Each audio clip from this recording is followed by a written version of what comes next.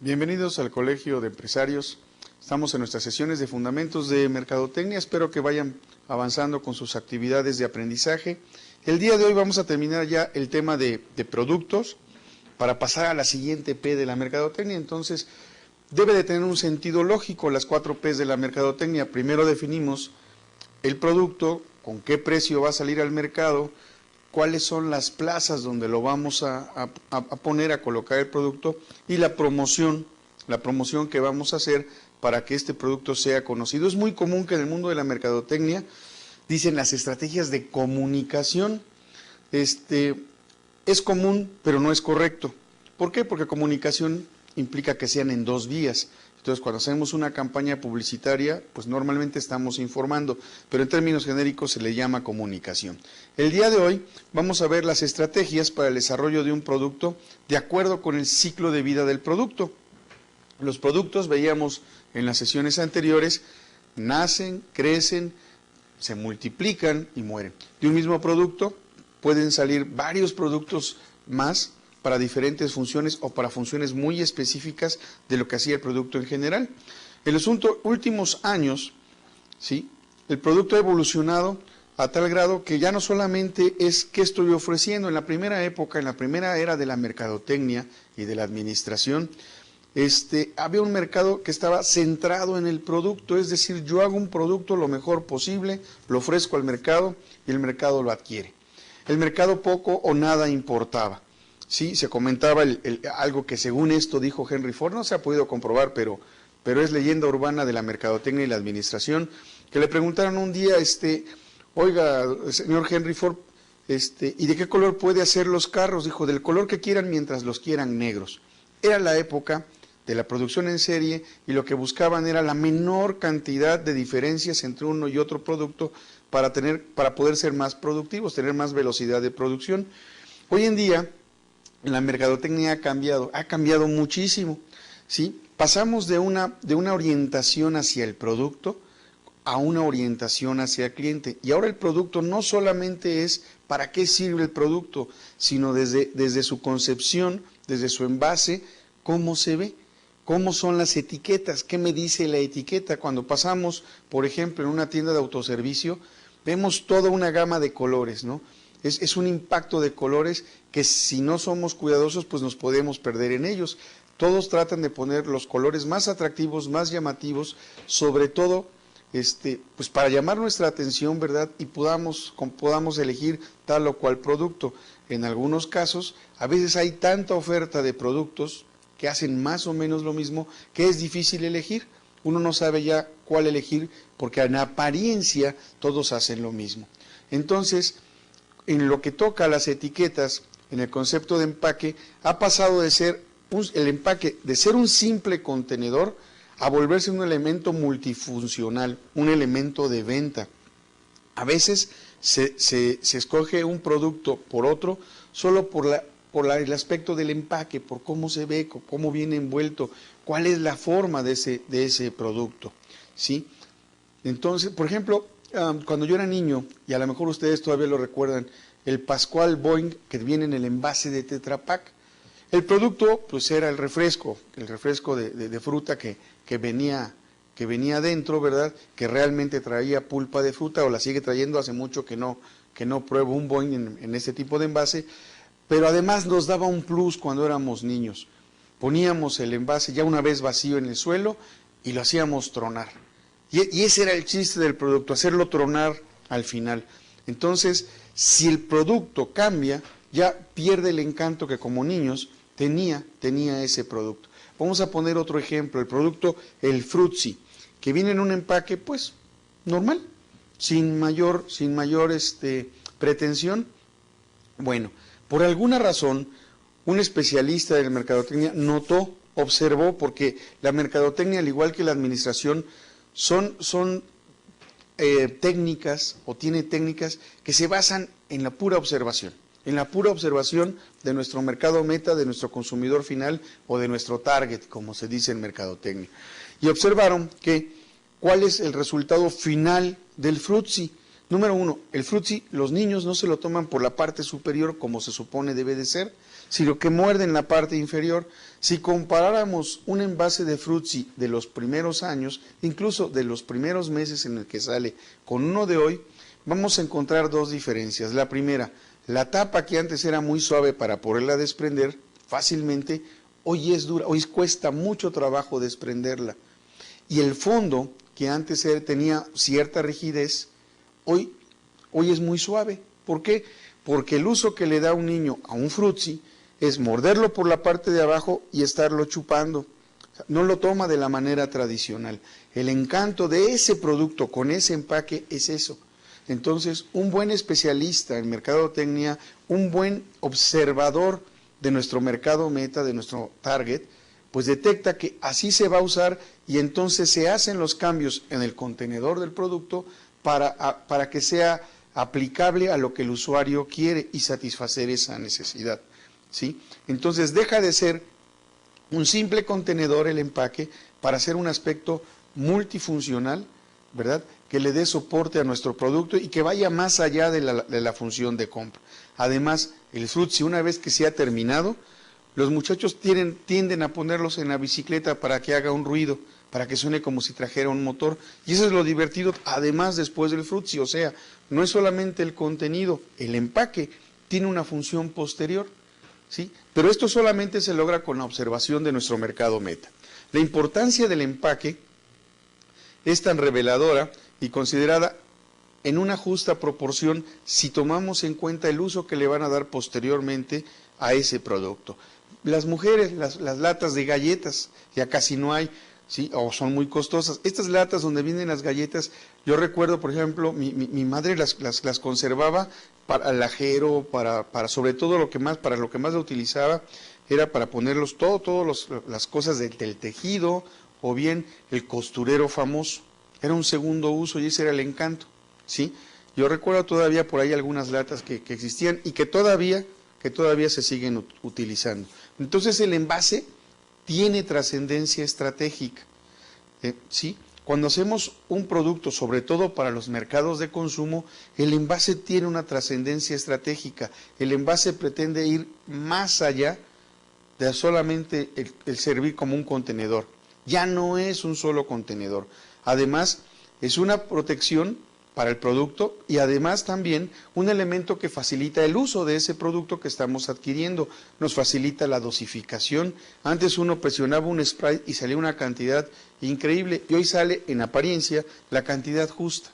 Tenemos que volver a presionar para que vuelva a salir otra cantidad justa. Antes poníamos el dedo y se podía ir toda la lata. Hoy en día no. ¿Por qué? Pues porque también buscan la dosificación adecuada y el manejo adecuado del producto, ¿sí? Se ha convertido el mismo empaque en un promotor sobresaliente de ventas del mismo producto. El empaque vende entonces, y el empaque, un buen empaque, vende bien.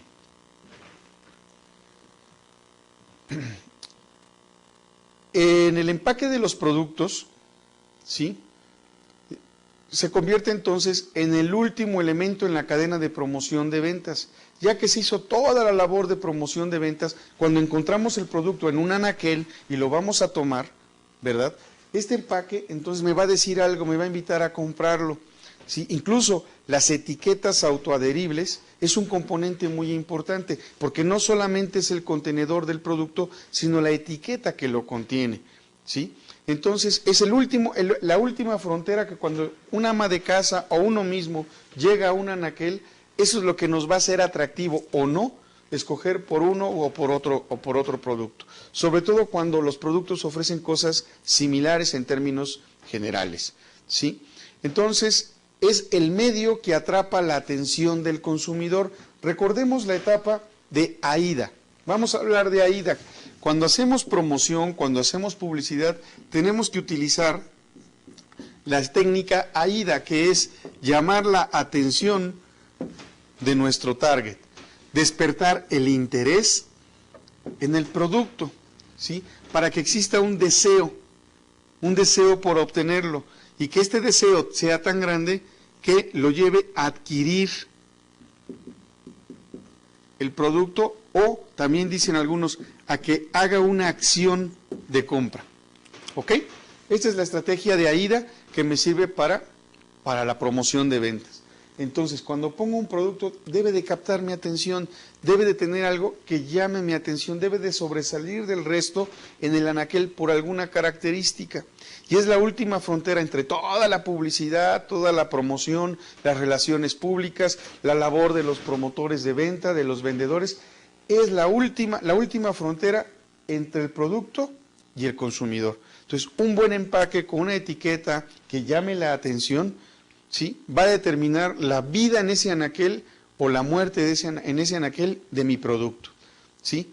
Compite con el resto de otros productos que también van a hacer lo mismo. En el anaquel, aunque no se mueven, los productos tienen vida, están compitiendo, están tratando de llamar nuestra atención, sobre todo ahora que hay muchos productos que en apariencia son similares. En la actualidad, la mercadotecnia de los productos de consumo es parte esencial de los mismos y en consecuencia en nuestras vidas diarias.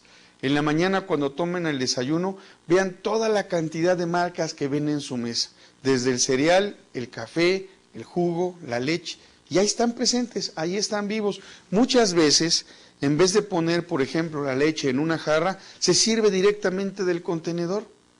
Ya hay campañas, por ejemplo, Lala, que en Estados Unidos ya se hacía, pero en México apenas comenzaron a hacerlo. En vez de que tuviéramos que abrir el empaque despegándolo o cortándolo, ahora trae una tapita como si fuera un envase de refresco, que es más cómodo, más práctico. Y la tapita no viene en la parte superior, sino por un costado para que se pueda servir fácilmente. Entonces, al comprar, el consumidor encuentra una cantidad de mensajes. Hablábamos en una sesión anterior que cada semana aparecen 3,000 productos nuevos en el mundo. 3,000 productos nuevos. Y entonces, cuando un consumidor, cuando un usuario, nosotros pues, cuando vamos a comprar, vemos tantas cosas que no sabemos por cuál decidir. Un ejemplo de ello son las computadoras. Hay de todos los precios, las hay ya de colores, ¿verdad? Con pantalla grande, con pantalla chica, touch screen, etcétera. Y entonces dificulta, no es tanta oferta, dificulta nuestro proceso de compra. Y entonces, si uno se pasa del otro lado como productor o como vendedor de este producto, nos vamos a dar cuenta de los problemas que tienen los consumidores para decidir el empaque tiene que ser atractivo, ¿sí? Entonces, el empaque, la etiqueta, nos va a tratar de seducir, el arte de la seducción a través de una imagen. La etiqueta es la parte del producto que contiene la información del mismo, ¿sí? Hace mucho tiempo, cuando íbamos a la tienda de autoservicio, al súper o a la comer, como le quieran decir, ¿verdad?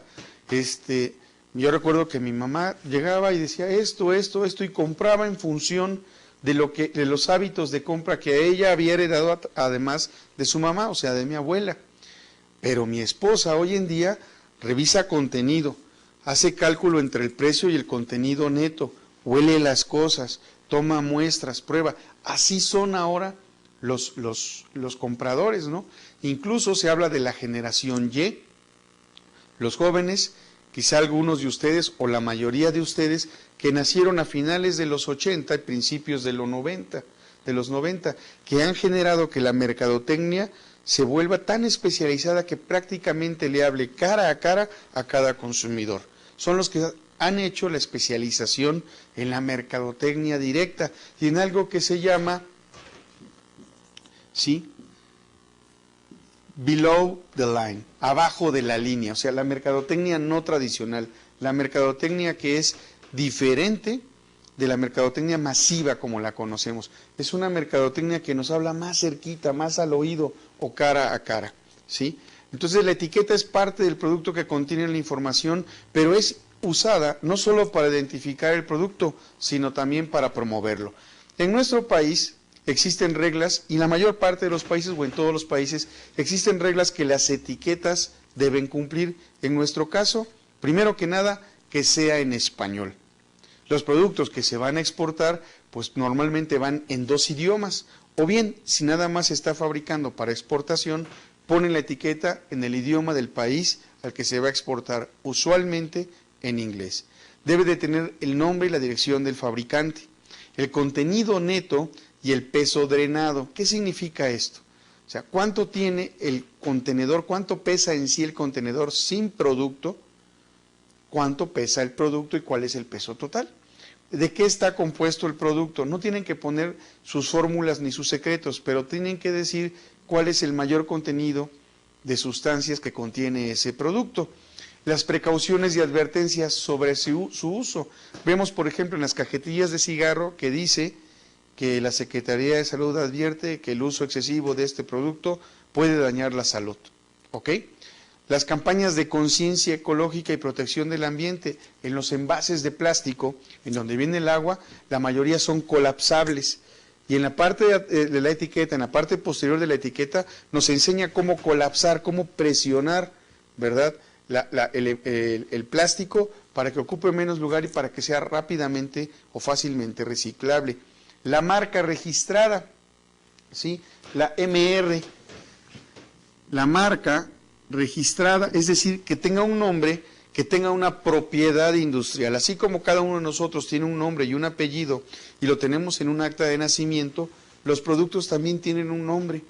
Algunos tienen nombre y apellido, algunos nada más nombre, y eso es la marca registrada para que nadie más use este nombre. A veces nada más aparece, voy a suponer que tengo un producto que es ABC, aparece una R chiquita por aquí y algunas veces alrededor de un círculo, significa que es una marca registrada. Los productos en inglés, en vez de esta R, pueden traer, supongamos el producto ABC, pueden traer en la parte inferior una TM, que significa marca registrada, marca comercial, trademark.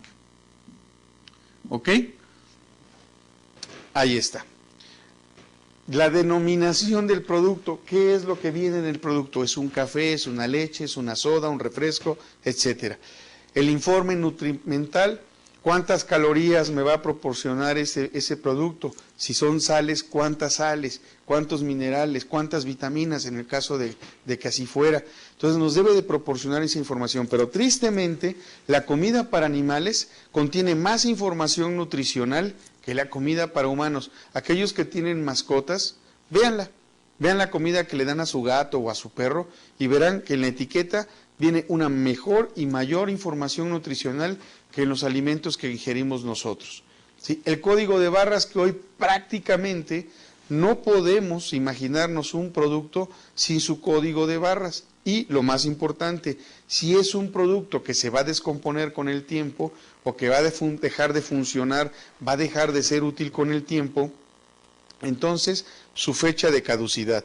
Por cierto, este producto, este que tengo aquí en mi mano precisamente, ¿sí?, no tiene código de barras, pero hay una razón: no se vende solo. No es un producto que se tome, sino que viene en una caja. La caja seguramente trae el código de barras, ¿sí? Y la norma oficial mexicana que cumple, que se le llama NOM. NOM son las abreviaturas de norma oficial mexicana. Y esta norma oficial mexicana cumple con estándares internacionales, le permite competir fuera del país y a nosotros como consumidores nos garantiza que el producto está cumpliendo con requisitos que al menos hay dentro de una norma, que no se están brincando las normas. En la búsqueda por ser atractivos al consumidor, el concepto de etiqueta ha cambiado en consecuencia. ¿Sí? Cada vez las etiquetas son más atractivas, tienen infinidad de cosas, algunas tienen en tercera dimensión, dan esa sensación, ¿verdad? Y entonces los diseñadores de etiquetas hoy tienen más chamba que nunca. Hoy sí hay un verdadero trabajo que no solamente es un diseño gráfico, hay ingenieros, existe la ingeniería en empaques, expertos en mercadotecnias que ven a la etiqueta no solo como un elemento gráfico, un elemento decorativo, sino que es un importante medio de promoción y en este caso multisensorial. O sea, la etiqueta tiene que atraernos, tiene que llamar nuestra vista, nuestra atención, ¿verdad? Que acompañado con el producto nos va a provocar toda una explosión en nuestros sentidos. Antes la etiqueta solo se tenía que poder ver el nombre del producto. Aquí estamos viendo la etiqueta o el logotipo, ¿verdad?, de excelencia de nuestro colegio de empresarios. Pero hoy, para ustedes que ya han estado estudiando, este logo ya significa algo, ya lo reconocen fácilmente. Y es más, fíjense cómo es la importancia de un logo, en este caso un logo muy simple, pero muy importante. Fíjense qué sucede, cuando ustedes ven algo que se le parece, inmediatamente lo asocian con el original, con el que ustedes conocen. Lo mismo sucede con los productos, ¿sí? Entonces, la etiqueta no solamente cumple con la función de que el producto se vea bien, sino que además se posicione en mi mente, la recuerde, y con solo ver la etiqueta ya sepa de qué se está hablando. La diversidad. Hay diferentes y múltiples materiales. Por ejemplo, aquí mismo tenemos nuestro escudo en el acrílico, pero también lo tenemos en una bandera de tela. ¿Sí? Dependiendo del producto que estamos utilizando, son los medios, son los materiales que vamos a emplear para llamar la atención hacia ese producto. Aquí fácilmente ven que en este set estoy rodeado de imágenes que recuerdan de dónde soy y están funcionando, aunque ustedes no estén conscientes de ello, están funcionando para mantenerlos mentalmente y de manera inconsciente dentro del ambiente del colegio de empresarios. Si eso sucede a través de una pantalla en internet, imagínense qué sucede cuando físicamente están frente a un producto. Es más fuerte esa atracción, ¿sí? Entonces, hay diversidad de materiales, hay apariencias novedosas, hay desarrollos de tintas, etcétera, etcétera, etcétera. Hay incluso tintas con aromas y ustedes no los perciben, es un olor muy sutil. Ojalá algún día me los encuentre en una tienda de autoservicio oliendo las etiquetas, pero algunas etiquetas, la tinta tiene un olor característico, no les voy a decir cuáles, busquen a ver cuántas se encuentran, que digan, oye, es verdad, la etiqueta tiene un olor. Por ejemplo, si es una etiqueta de café, la etiqueta por sí misma tiene un aroma muy similar al café o al chocolate, es en donde más olores de tintas hay, por ejemplo, ¿sí? Entonces, nos hacen más atractiva la experiencia de comprar un producto. En un reloj, pues no es necesario que tenga un olor, porque no nos lo vamos a comer, pero los productos que vamos a comprar para ingerirlos, seguramente la etiqueta tiene un olor agradable, ¿sí? Los mismos pegamentos que antes olían muy mal y eran molestos, hoy ya no huelen. Las etiquetas son autoadheribles y desde el pegamento con el que se va a autoadherir, desde ahí ya se está haciendo un manejo de la etiqueta, ¿sí? Debe de ser entonces, la experiencia de comprar debe de ser única, divertida y estimulante para el consumidor. Bueno, hay una tendencia destacada en el mercado en el uso de películas plásticas por encima de los papeles para impresión de etiquetas decorativas. ¿Por qué una película plástica? Pues para que no se desgaste, para que viva más. Fíjense cuántos profesores usamos este pequeño producto, ¿sí? Y si se alcanza a percibir, la etiqueta no está borrada. No sé cuántas veces lo hemos utilizado, pero la marca sigue apareciendo, sigue fija. Voy a girar levemente el producto y van a ver que todo está en su lugar, ninguna se ha borrado, ¿sí? Y lo usamos todos y lo tallamos todos y lo traemos en la mano y no se borra. Ese es parte del encanto de esta cubierta plástica o de este barniz que le permite a la etiqueta de un producto permanecer en él. Los plásticos han demostrado una versatilidad mayor. Hoy en día se ha llegado a abusar demasiado de los plásticos, incluso las bolsas de plásticos, ya hubo una ley que las prohibían en el país y que entró en vigor hace unos días. Entonces ya están prohibidas las bolsas de plástico por el abuso que se ha hecho, pero si ustedes recuerdan, por ahí hace algún tiempo salió en el grupo Bimbo la primera etiqueta, o la primera envoltura de plástico biodegradable. Cuando el plástico tarda muchísimos años en degradarse en el ambiente, Bimbo saca una envoltura que dependiendo de las condiciones ambientales, aún siendo de plástico, se degrada entre 3 o 5 años. El día de ayer, viendo en una bolsa de pan Bimbo blanco, me encontré que la bolsa también, pan tostado Bimbo, no estoy haciéndole promoción, pero me gusta mucho el pan tostado, ¿verdad? Entonces, estaba yo viendo que la envoltura es de un plástico biodegradable. y su tiempo de degradación va de 3 a 5 años, una vez que se deshace de él. Entonces, ¿por qué se ha usado tanto el plástico? Porque demanda, o más bien soporta la demanda del usuario, soporta los cambios constantes, soporta también, es la capacidad de adaptarse a la forma de lo que está conteniendo, se puede reciclar relativamente fácilmente. Sí, el problema es cuando no se recicla, que simplemente va a la basura y ahí se queda. Pero lo más importante que tienen los plásticos es su capacidad de adaptarse a la forma que uno quisiera darle para un empaque que cada día son más complejos. Los nuevos plásticos, los nuevos desarrollos de plásticos para las etiquetas están creándose constantemente en el mercado. Vean todo lo que tienen ustedes en este preciso momento a su alrededor y van a ver que estamos rodeados de plástico, ¿sí? Y la multiplicidad de funciones que le damos a este tipo de productos con este material. Y hay plásticos de mucha rigidez y hay plásticos de mucha flexibilidad, pero todo hoy en día usamos plásticos. Bueno, usamos plásticos incluso para cocinar, para meter dentro de las ollas calientes, para voltear un alimento, y este plástico ya no es tan fácilmente agredido por el calor, ¿sí? Ha implicado la transición de plásticos convencionales como el polietileno, el polipropileno y el poliéster a la búsqueda de coextrucciones y plásticos de diseño que combinan las mejores características de los componentes de este material y plásticos más resistentes. Cada vez más los productos de consumo utilizan empaques con diseños complicados, porque como consumidor queremos cosas nuevas, nos gustan las cosas llamativas, extraordinarias, las cosas fuera de lo común, ¿sí? Buscamos envases cristalinos que nos den la idea de limpieza, brillosos, ¿sí? Que permiten además ver el contenido y el producto mismo. ¿Para qué? Para que nos podamos enamorar del producto.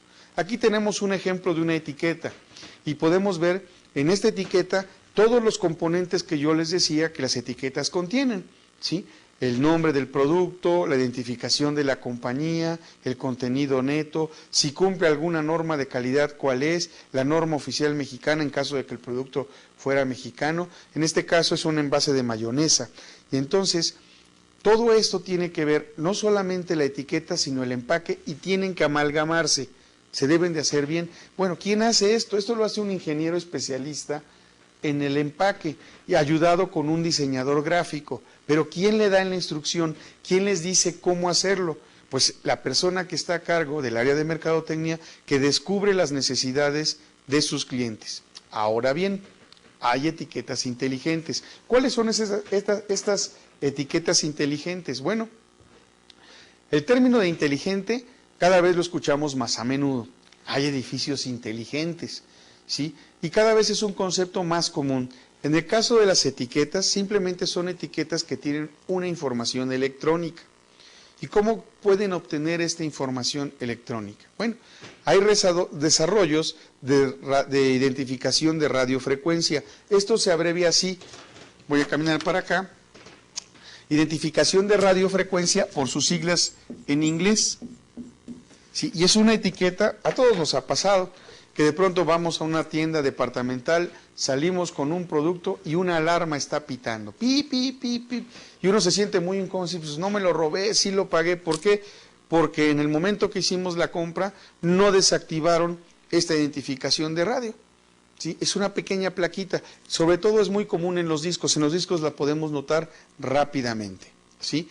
Y son tan importantes que merecen todo un tratamiento y toda una mención aparte. Pero ¿qué creen? Ustedes no son ingenieros en electrónica, son administradores y comercializadores. Entonces no se preocupen, no se espanten, simplemente es mencionarlo, ¿sí? Se refiere también a etiquetas desarrolladas, estas etiquetas de identificación ID, identificación de radiofrecuencia, Radio Frequency ID o Identification, ¿sí? Son tan importantes estas que para los mercados de consumo que realizan funciones específicas más allá de la pura etiqueta y de la imagen del producto. Para el productor le da una gran información. Vamos a ver un poquito más de estas etiquetas. Por ejemplo, ¿sí? Para los productos de consumo, una etiqueta inteligente me puede indicar la frescura de un vegetal, por ejemplo. De cuánto tiempo fue que se empacó ¿Y cuánto tiempo tiene el anaquel? Con solo darle un tic, pasarlo por un lector. El consumidor real no lo va a saber, pero el que está en la tienda sí, porque tiene esos tipos de identificadores. ¿Sí? ¿A base de qué? ¿O con base en qué? Pues en tecnologías que hoy le llamamos inteligentes. ¿Sí? Entonces permite ver de una manera gráfica si el producto está fresco, si está dentro del tiempo adecuado para su consumo o simplemente ya expiró. Otras etiquetas incorporan dentro de su composición elementos de autentificación y seguridad. ¿Sí? Tenemos hologramas que me garantizan la seguridad de que el producto es original, es auténtico o es legal. ¿Dónde nos encontramos mucho estos hologramas? En las gorras tipo beisbolista.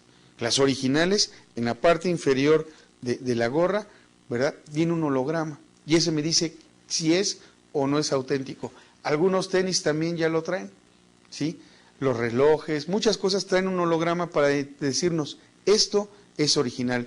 Los programas de computación tienen un holograma en su etiqueta. Eso me dice a mí, pues, de dónde viene, que es auténtico, que es legal el producto. Ahora bien, vamos a entrar a algo de lo que todos vemos constantemente, pero que realmente sabemos poco, fíjense. Los códigos de barras, ¿sí? Hoy todo el mundo conoce los códigos de barra. De hecho, hay mercados, sobre todo los mercados de consumo masivo, en donde no podemos poner un producto si no cuenta con un código de barras, ¿sí? Yo mostré hace un momento un marcador que no lo trae porque la caja es que lo trae, el contenedor es donde viene. ¿Por qué? Porque estos marcadores no se venden de uno en uno, sino se venden por caja. ¿Y por qué viene en el empaque? Porque el código de barras se lee y de esa manera, dentro de una tienda, se le da entrada al almacén y por el mismo código de barras se le da salida del almacén, ¿sí? Vamos a ver un poquito más de esto. ¿Cómo es? ¿Cómo funciona? ¿Es una tarjeta inteligente o una etiqueta inteligente? Sí, sí lo es, pero no en función de mucha tecnología. ¿Por qué? Porque su reconocimiento es óptico, es por luz, o está prendido o está apagado. ¿Cómo funciona? Ah, pues es muy sencillo. Estos códigos, estas líneas, me representan números.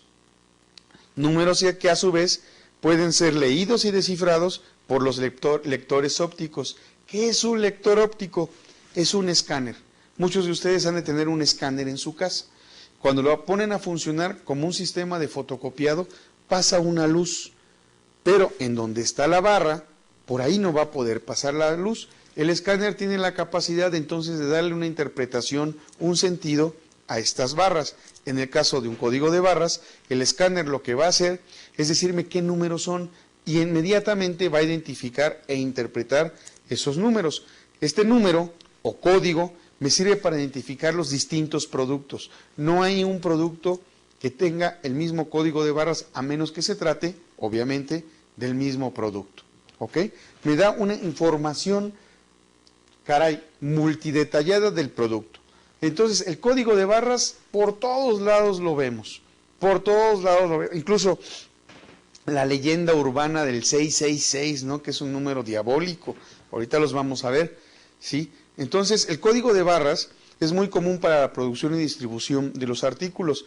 Me proporciona información para mi almacén, cuánto tengo, cuánto entró, cuánto salió. Incluso es tan útil que cuando va saliendo el producto puede generar automáticamente la orden de compra para reponer el producto que ya está en su mínimo dentro de un almacén. Así de útil es un código de barras, ¿sí? Imaginen el despliegue de datos que se origina cuando hacen ustedes una compra en el supermercado o en el autoservicio al llegar a la caja. ¿Qué sucede? El empleado registra los productos que se van comprando, pasa un lector o el lector que puede ser una pistola o ya está en la misma caja. Nada más traslada el producto sobre la caja y obtiene, por un lado, el precio.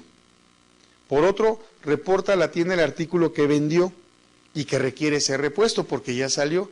Y para ello es marcado en la base de pedidos de reposición del distribuidor que envía esos productos. Es decir, cuando ustedes van a una tienda de autoservicio y vamos a suponer que aquí está la cajera y aquí está mi lector de código de barras y a la hora de pasar el producto, en ese momento el almacén de esa tienda de autoservicio sabe que el producto salió, registra que hay que reponerlo porque hay que tener un mínimo de stock necesario y le manda una instrucción en automático a través de algo que se llama EDI, permítanme anotarlo, que es un intercambio electrónico de datos, el EDI, o de información, le manda al proveedor, hey, ya necesito que me envíes tanto, y se lo manda constantemente para que el proveedor diga, al llegar a este número tengo que hacer el envío, llamo a la tienda y le pregunto, dame una cita para que yo pueda entregarte el producto que te está haciendo falta. Así de fácil y funcional, ¿sí? Aunque nos hemos acostumbrado a ver los códigos de barra de los productos que compramos, hoy en día cubren casi cualquier tipo de actividad humana. Casi en todo hay un código de barras. Cuando vayan por una tienda de autoservicio, ahí es donde más códigos de barras vamos a ver. Es más, difícilmente veremos un producto sin código de barras, ¿sí? Las revistas tienen código de barras, pero no es el único lugar. ¿Sí? Vean en el motor de su auto, si sobre todo es reciente, los números están también en código de barras. Antes teníamos que estar escribiendo el número. Ahora con una pistola escáner, ¿verdad? ¡Pum! Inmediatamente sacamos el número de serie del vehículo porque también tiene un código de barras. Observen el motor de su auto o la carrocería. Es un código de barras. Sí, es muy delgado, pero es un código de barras. Cubren casi cualquier tipo de actividad. La industria, instituciones educativas, algunas credenciales de algunas universidades traen un código de barras. Los médicos, ya ven que cuando entra uno a un hospital, espero que nunca se tengan que enterar, ¿verdad? Les ponen una cadenita, un brazalete, y ese brazalete muchas veces viene ya con un código de barras que la enfermera o el médico sirve para registrar qué tipo de paciente es, de qué tipo de paciente estamos hablando. Y eso me va a permitir una toma oportuna de decisiones. Vean en su pantalla, en la diapositiva, algunas aplicaciones del código de barras: control de mercancía, control de inventarios, control de tiempo y asistencia, pedidos de reposición, identificación de paquetes, embarques y recibos, el control de calidad, control de producción, me sirve para peritajes y me sirve para facturación.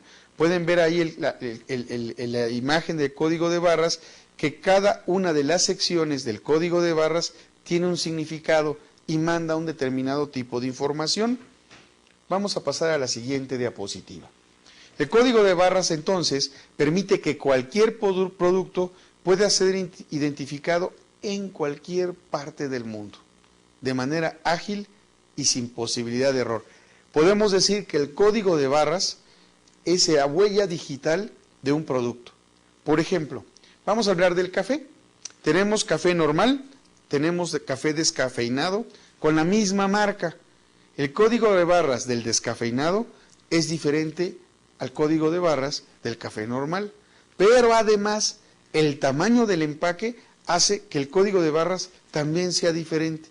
Si es de mayor contenido o de menor contenido, cambia el código de barras. ¿Y qué creen? Si cambiamos la presentación, tiene que cambiar el código de barras. Así de elaborado es más de lo que nosotros nos hemos imaginado. Es importante, si consideramos que un capturista hace la misma labor de capturar toda la información que trae un código de barras, pues un capturista comete un error cada 300 caracteres. Si nosotros nos ponemos a escribir una carta en la máquina o vemos las diapositivas y el texto que hay, un capturista comete un error cada 300 caracteres. En comparación con los códigos de barra, cuya posibilidad de lectura errónea es 1 en 1 trillón. Vean la capacidad, ¿sí?, de precisión que tiene la lectura con código de barras. ¿Por qué? Porque no lo lee un humano, ni lo escribe un humano. Una vez que queda determinado y aprobado, a través de un escáner se registra. Nada más nos logra una mayor eficiencia en la captura, almacenamiento, recuperación y manejo de los datos. Ya habíamos dado un ejemplo de cómo puede funcionar en una tienda de autoservicio. Antes había un cambio de precios y toda la noche en una tienda estaban reetiquetando, ponían etiqueta encima, ¿sí? Y luego prohibieron la reetiquetación de los productos y eso ocasionaba no unas pérdidas, pero una utilidad menor en las tiendas. Con el código de barras solo basta con meterse en la computadora y decir, este código ahora vale tanto. Y el consumidor ni se enteró que le subieron el precio. Sí, es una desventaja para nosotros, pero deja de ser una fuente de fuga de dinero, ¿verdad?, para las tiendas. Quizá quisieran saber que el sistema de código de barras fue patentado en 1940, antes de la Segunda Guerra Mundial. ¿Sí? No existe hasta un desarrollo más reciente. ¿Quién lo patentó? Norman Woodland y Bernard Silver. Woodland y Silver. Y no se parecía a lo que conocemos hoy, era un primer acercamiento. La primera lectura de un código de barras en un comercio se llevó a cabo, fíjense, se patentó en 1940 y se llevó a cabo 34 años después, una generación. Hasta 1974, en la ciudad de Troy, Ohio, en Estados Unidos, por primera vez se hizo la lectura de un código de barras en un comercio, es decir, ya funcionando. Ahora bien, ¿cuántos tipos de código de barras hay? Bueno, así como hay muchos idiomas y muchos alfabetos, no sé si es una ventaja o una desventaja, hay múltiples simbologías de código de barras. Todos ellos sirven exactamente para lo mismo.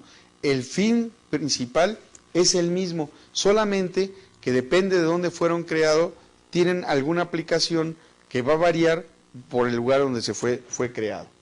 Vamos a hablar algunos de estos códigos de barras y los podemos clasificar en dos grandes grupos. El lineal, que es el que conocemos todos, que son unas barritas verticales y unas más gruesas o más delgadas, así nada más, ¿sí? Y estos lineales es uno de una dimensión, le llamamos, ¿sí? Ese es el principal grupo, el que la mayor parte de nosotros conoce. Desgraciadamente hoy no traje nada con un código de barras, pero sí sabemos de qué estamos hablando. Y existen los códigos de barras de dos dimensiones, ¿sí? Estos me sirven si ustedes, por ejemplo, tienen una tarjeta de crédito y llega su tarjeta, el código de barras es la clave de su tarjeta y está oculto. No lo podemos ver más que con un escáner, ¿sí? Y esto se han comenzado a utilizar pues para controlar el envío de documentos de alto riesgo, los seguros médicos y en general documentos que requieren la inserción de mensajes muy grandes, de hasta 2.725 dígitos. 2.725 dígitos. Quiere decir que en un código de barras como el que aparece en su pantalla, código de barras de dos dimensiones, podemos tener información de 2.725 dígitos. Esto puede ser un expediente clínico completo. Es decir, en vez de salir con mi archivo así de un doctor a otro, nada más basta que me den mi código de barras, se lo llevo al otro doctor y si él tiene el escáner, puede leer mi información en automático y tenerlo en su computadora. Imagínense que la ciencia médica hoy tiene que usar la computadora. ¿Hasta dónde han llegado la tecnología? Ahora bien, hay diferentes simbologías. Quedamos en que hay dos tipos. El de una dimensión, que es el más conocido, el que trae la ropa, la comida, etcétera, y el de dos dimensiones, que puede contener mayor cantidad de información.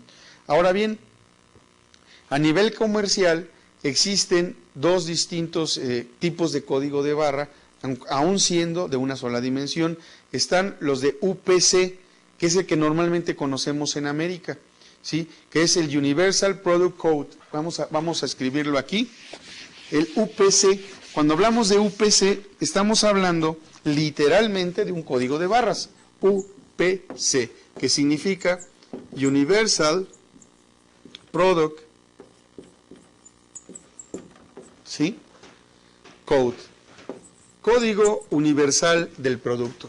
Y ese es el que más se utiliza en América, sobre todo pues en México, ¿sí? Lo administra desde 1972 en Estados Unidos la Uniform Code Council, UCC, ¿sí? El Consejo Universal de Códigos. Y actualmente se encuentra en la mayoría de los productos de venta al consumidor, tanto en Estados Unidos como Canadá y México. ¿Por qué? Pues porque los tres estamos en el Tratado de Libre Comercio.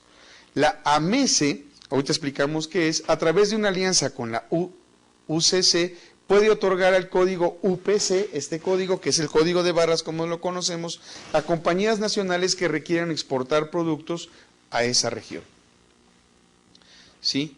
La MES es la Asociación Mexicana de Especialistas en Comercio Electrónico, es lo que significa AMESI.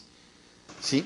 Ahora bien, en Europa, ya saben que los europeos y los americanos hacen las cosas diferentes, tienen la EAN, la Article Numbering Association, Asociación de Numeración de Artículos, que al final es lo mismo pero con otro nombre. ¿Sí? Y esta representa la industria y el comercio desde 1977 en 12 países, por lo menos en 12 países europeos que adoptaron esta convención de números. Las siglas fueron conservadas para la identificación del sistema de codificación y simbolización, ¿ok? Y para la identificación de productos. Entonces, en Europa es la EAN y en Estados Unidos, pongo aquí para diferenciarlo, y en Estados Unidos o en América es la UPC, ¿sí? Y para promover el uso de estándares electrónicos de intercambio de datos, ¿verdad? Está el EDI, intercambio electrónico de datos, ¿sí? Para poder interpretar todas estas siglas, usamos ¿qué? El intercambio electrónico de datos, ¿ok? Por sus siglas en inglés. Entonces, la Asociación Mexicana de Estándares para el Comercio Electrónico, yo dije especialistas, perdón, es estándares, es la AMESE, que es quien nos destina los códigos de barras. Ellos no nos van a decir, tú tienes que ponerle estos números, nos enseñan cómo poner el número a partir de una regulación. Esta Asociación Mexicana de Estándares para el Comercio Electrónico, la AMESE, ahí aparece el logotipo y aparece la dirección electrónica. Les recomiendo que la visiten esta página. Es una asociación civil que fue creada por 27 empresas, las primeras 27 empresas que comenzaron a utilizar los códigos de barra. Hoy agrupa a más de 15,000 empresas en México. ¿Sí? El sistema de AMESE el sistema de AMESE permite administrar la identificación del 95% de los productos que se distribuyen a través de las cadenas de autoservicio. Es decir, el 95% de los productos que hay en una tienda de autoservicio tiene códigos de barras. Los podemos identificar mediante un código de barras, ¿sí? En el mundo, ¿sí? El EAN, que es el código europeo, es el que más se utiliza. Consta de un código de 13 cifras en el que sus 3 primeros dígitos identifican al país, los subsecuentes al artículo y finalmente un código verificador que es el que da la seguridad del sistema. El UPC tiene exactamente lo mismo. Los números de localización EAN son asignados y administrados en México por la AMESE y en otros países por organizaciones afiliadas a la EAN internacional. ¿Cómo está estructurado? Entonces ya quedamos que primero me identifica el país, los 2 primeros números, los 2 siguientes, o 3 siguientes, perdón, o 4 siguientes, ya no recuerdo cuántos, me identifican a la compañía y los restantes me identifican el producto en cuanto a presentación, contenido y tipo de producto. Entonces, ¿cómo es la estructura de un código de barras? Tenemos una parte que es de Quiet Zone, ¿sí? Es la zona libre de impresión que rodea el código. Permite al lector óptico distinguir entre el código de barras y el resto de la información contenida en el documento. Es un área sin información alrededor del código de barras, para que no se mezcle con otro tipo de información. Vean su pantalla. Entonces, aquí de Quiet Zone es los laterales que hay. Voy a inventarme aquí un código de barras, ¿no?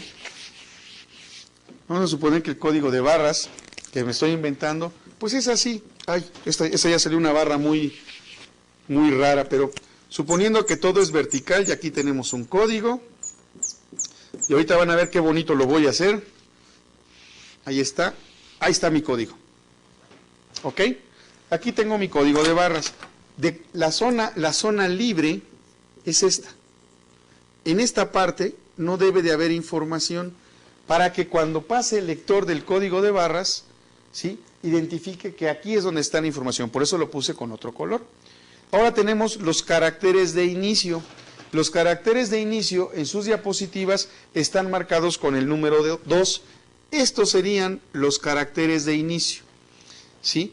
Y estos caracteres de inicio marcan en dónde comienza el código de barras y en dónde termina el código de barras. Aquí y aquí. Esos serían los caracteres de inicio, ¿sí?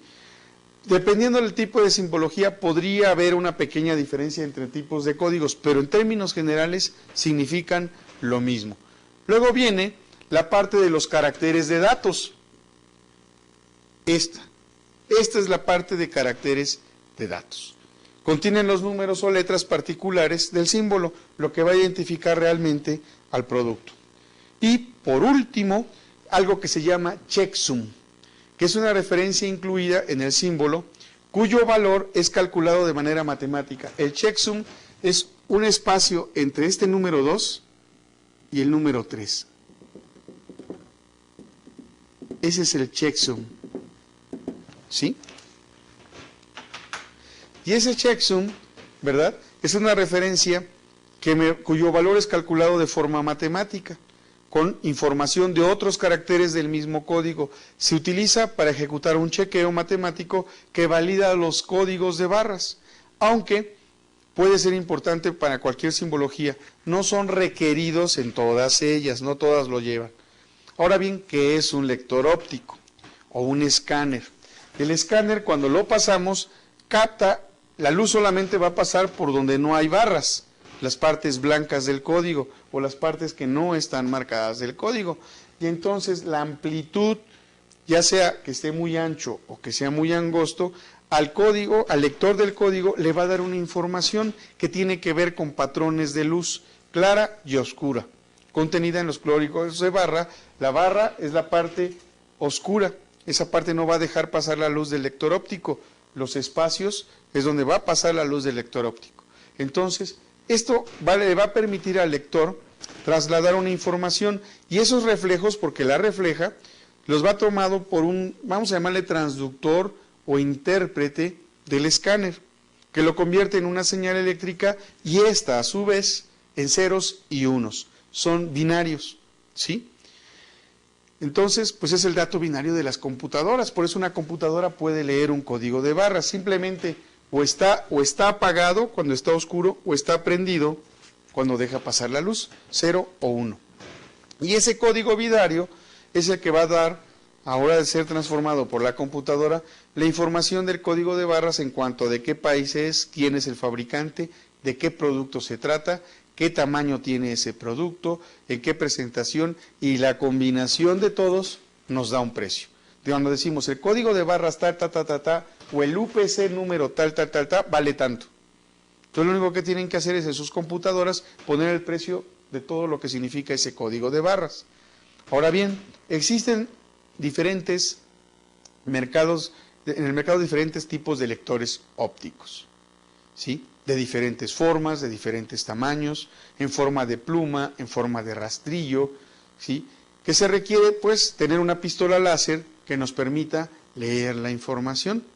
Cuando el lector óptico toma la información del código de barras, ¿verdad?, entonces, pues puede ser que el lector esté girado. Muchas veces por eso no se puede leer y a veces confunde. Es decir, imagínense que este borrador es el lector óptico.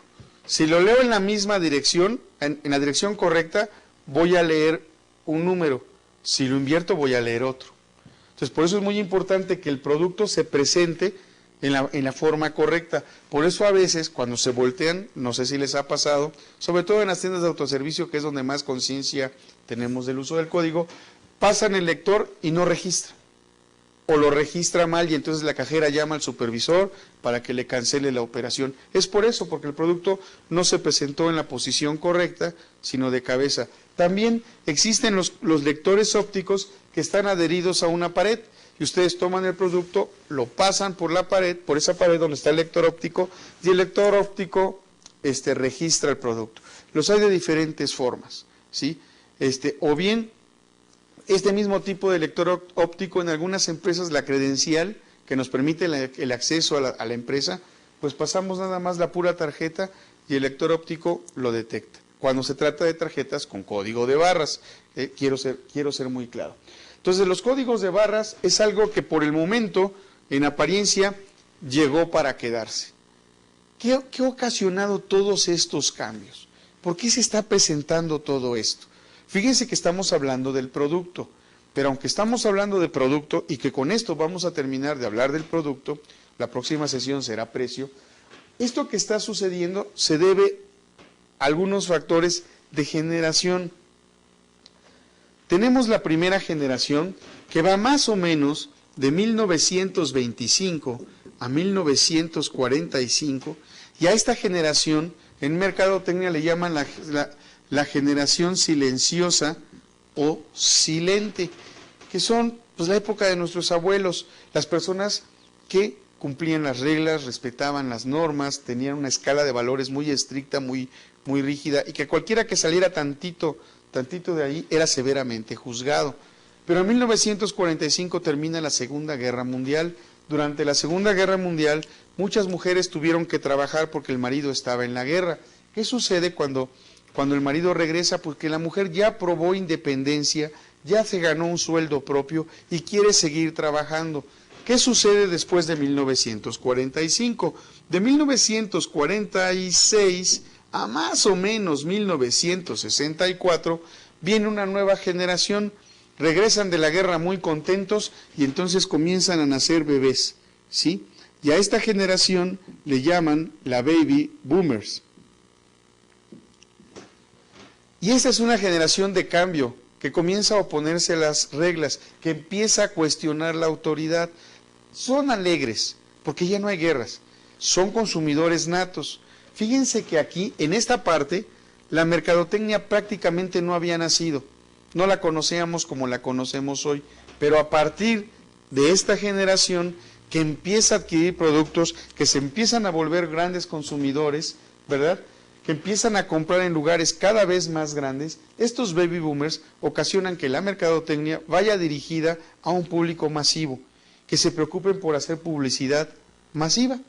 Después de los baby boomers, y vamos a hablar de que es más o menos de 1965 a más o menos 1984, más o menos, no hay algo así súper seguro. Vayan identificándose, vayan viendo en dónde, a cuál corresponden ustedes, ¿sí? Viene algo que le llaman la generación X. ¿Se acuerdan de los anuncios de Pepsi? La generación X, los que nacieron en esta época, iban dirigidos a ellos, ¿sí? Los que nacieron en esta época es la generación del cambio tecnológico. Aquí, ya por los 80, ya empieza a haber internet, pero todavía es muy limitado. Hacia finales de los 84 apenas dan algunas computadoras, todavía no existen las PCs, todavía no está totalmente desarrollado, ¿verdad? Todavía no es masivo, pero ya comienzan a salir los primeros videojuegos. Muchos de los que me están viendo pues ni se acuerdan, pero estaba el Atari, y antes de ese estaba la Commodore, primero la 32 y luego la 64, no saben ni de lo que les estoy hablando, pero bueno, salieron aquí. Fueron los que nacieron en esta parte, en esta sección, fueron los que empezaron a vivir los cambios tecnológicos, los que pasaron de la televisión en blanco y negro a la televisión de color, los que pasaron de las televisiones de bulbos a la de transistores y posteriormente a la de circuitos integrados, la generación del cambio. Pero ojo, viene la generación siguiente, que si esta es la X, va a ser la Y. Y algunos dicen que es Y porque como traen los pantalones a media pompa, ¿verdad?, pues así se ve. Pero la verdad es porque si venía una X, pues tenía que seguir una Y. Y esta es más o menos de 1985 hasta casi 1999, hasta fin de siglo. Estos chavos ya nacieron con tecnología, ya creen que el celular, las laptops, el Facebook, es de toda la vida, ¿sí? Son los muchachos que están acostumbrados a trabajar con teclados, escriben poco, más bien usan los dedos pulgares para escribir, o el dedo índice para la computadora. Es la nueva generación, pero Ojo, hay una nueva generación. Estos que están aquí han generado la mercadotecnia masiva. A partir de los después de los baby boomers, a partir de la generación X, viene una mercadotecnia segmentada. Empieza la mercadotecnia de los segmentos. Y los de la generación Y generan una mercadotecnia de nichos todavía más segmentada. Y dentro de esos nichos pues está la mercadotecnia directa, la que habla de tú a tú al cliente. Estos son los grandes generadores de los cambios, porque además están acostumbrados a usar tecnología. Esta generación, los baby boomers, fueron viendo cómo la tecnología fue evolucionando. El hombre llegó a la luna, cosas que no habían antes. Pero a partir de la generación Y se dan todos los cambios tecnológicos. ¿Qué va a pasar o cómo le vamos a llamar a la generación y hasta dónde que nace en el 2000? Pues algunos le llaman triple X, porque van a ser verdaderamente extremos. Otros le llaman la Z, otros le llaman la generación milenio. Pues bien, si ustedes como administradores se quieren especializar, ¿verdad?, en el campo de la mercadotecnia, ¿qué es lo que va a suceder? Este cambio que está aquí, esta nueva generación que aún no se define bien cómo se le va a llamar, ¿verdad?, son los que van a usar cosas como Twitter para hacer mercadotecnia. Son los que van a usar el equivalente al Facebook o lo que haya en su lugar para hacer mercadotecnia. ¿Y quiénes son quienes los van a atender? Pues ustedes que me están viendo en este momento, van a hacer mercadotecnia para esta generación. Entonces, el hablar de código de barras, para ellos van a decir, cuando alguna vez dijéramos la etiqueta de precio, se nos van a quedar viendo raro. ¿Qué es eso? Imagínense un mundo, imagínense que mañana por la mañana se levantan y no hay internet, no hay celulares. Si no hay internet, no puedo chatear, no puedo mandar correos electrónicos, no puedo entrar al Facebook, no puedo hacer Twitter. Si no tengo celulares, no me puedo mandar mensaje de texto. Y ya para colmo, ya para ponerles un panorama negro, no hay MP3, no hay reproductores, olvídense del iPod, no existen. Sé que están pensando, oigan, qué mundo tan aburrido, ¿verdad? Pues que hubo un desastre nuclear o algo así. No, señores, sus padres nacieron en ese mundo, su profesor nació en un mundo sin internet, sin computadoras obviamente, sin celulares, y véanos, aquí estamos. Habrá quien diga, oigan, qué aburridos. No, nos la pasábamos bien, ¿sí? ¿Por qué? Porque teníamos más contacto interpersonal, por eso la mercadotecnia creció, por ese contacto interpersonal. Hoy en día la mercadotecnia va a ser a través de una computadora, y ustedes van a ser los generadores de ese cambio. Por eso es tan importante entender la tecnología que estamos utilizando en el aspecto producto. Puede que lo demás no cambie, pero los productos invariablemente van a cambiar. Vamos a recordar un poco el ciclo de vida del producto. Y vamos a pensar que los productos, como yo les decía hace un momento, tienen algo así. ¿Sí? Hay un momento de introducción. Aquí empieza el producto. Luego viene una etapa de crecimiento. ¿Sí? Todo esto ya lo vimos. Para llegar finalmente a su etapa de madurez, como los seres humanos, a la madurez. Y al final, su declinación, igual que los seres humanos.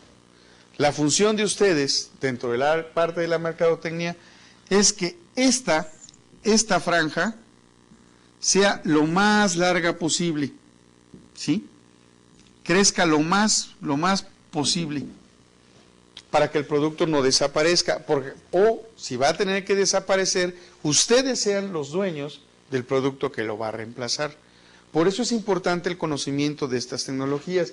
Y en cuestión de productos, esto que estamos viendo aquí pues ya no es nuevo, ya vimos que los códigos de barras se inventaron en 1940, pero hasta 34 años después se comenzaron a utilizar.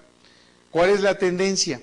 ¿Cuál es la tendencia para poner precios? Chips, microchips, que me van a permitir tener una mayor cantidad de información y que prácticamente sí va a ser una huella digital de producto por producto. Para allá vamos. Esa es la razón, la importancia de estudiar adecuadamente nuestros productos.